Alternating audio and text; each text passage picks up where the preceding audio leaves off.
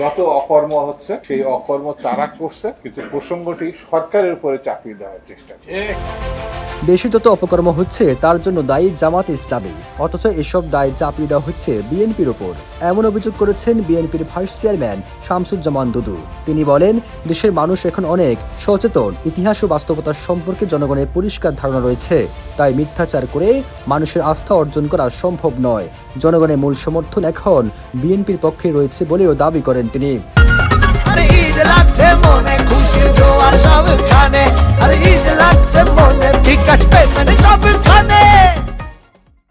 বিগত সরকারের কঠোর সমালোচনা করে দুদু বলেন, হামের প্রাদুর্ভাব নিয়ে আগের সরকারকে 5 থেকে 6 বার লিখিতভাবে সতর্ক করা হয়েছিল, কিন্তু তারা কার্যকরভাবে কোনো ব্যবস্থা নেয়নি।